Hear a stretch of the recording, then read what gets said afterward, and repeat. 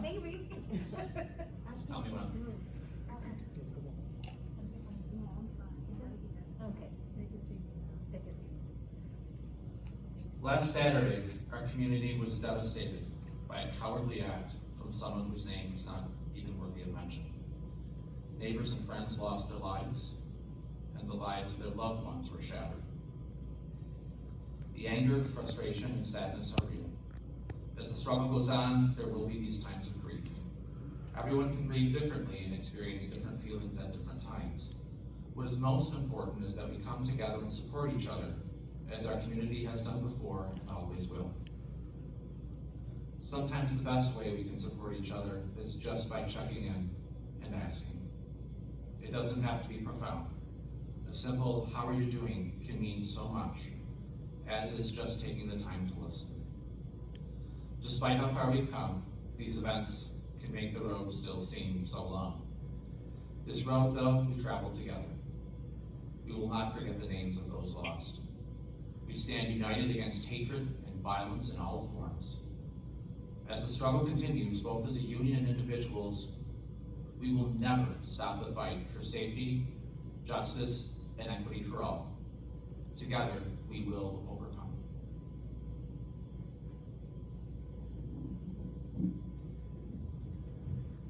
After last Saturday's mass shooting on Jefferson Avenue, many members find themselves feeling a wide range of emotions. We're all trying to find ways to cope. 1199 SEIU and CWA met Tuesday morning with hospital administration and Kaleida's Chief Diversity Officer, Shannon Bryant, for a discussion about the tragedy and about race in our community and our workplace.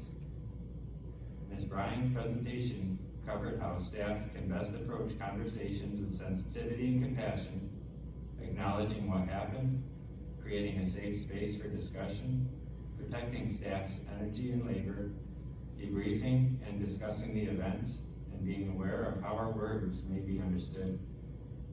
The two unions continued the conversation among ourselves on Thursday, discussing how we may be hesitant to approach one another, the upbringings we may be working to unlearn, how the little exposure many staff may have had to people of other races before coming to Kaleida, the fear that many members feel when they see their children off, and the sadness and anger and exhaustion they feel about having the talk with their kids.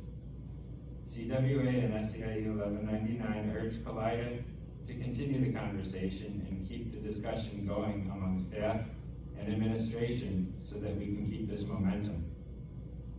Also this week, CWA's mobilizing team came Wednesday to urge Kaleida's team to reinstate family pharmaceutical services. Members from both unions told Kaleida of the hardship, higher copays, and inconvenience since our pharmacy benefit was transferred to Express Scripts. Deb Timmons, an RN from Millard Fillmore Suburban Hospital, said, "My doctor ordered a 15-day supply of a new medication.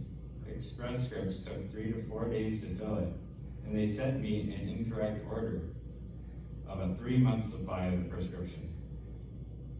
Cheryl Marino read a statement from one of her members, Janice Bennett, who said, "Express Scripts told me I could get my prescription from Walgreens. My copays went from $40 to $400.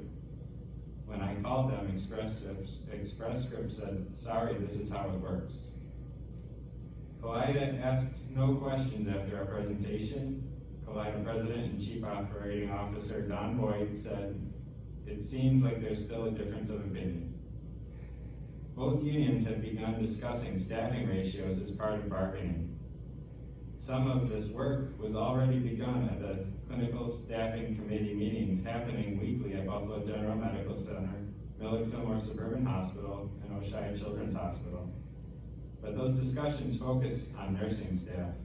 We plan to use that information to drive our demands in bargaining ratios and safe staffing throughout Kaleida sites and all titles. Despite all the meetings this week, the unions in Kaleida have made progress on a few contract articles. We have reached a tentative agreement on the multi-site float pool vote pool article, Article 52. We continue to discuss hours of work and work schedules, Article 15, specifically the steps to follow before one call is made to recruit staff for short shifts. We have discussed the experience level at which Kaleida will consider applicants for per diem workers, Article 12, and the unions feel that per diem staff may be exempt from taking on-call. Kaleida and the unions are still far apart on time and attendance, Article 63, regarding the number of call-ins, or PTUs, that members are to receive in order to bring the hospital in line with the 56 hours of sick time allowed under the New York State Paid Sick Leave Law. We have demanded that 8-hour members receive 8 call-ins in order to receive the full 56 hours the law allows. Extended shift staff will retain their 6 call-ins under our proposal. We are also asking to bring the timeframes of PTUs and tardy disciplines into line with the language. Open bargaining continues.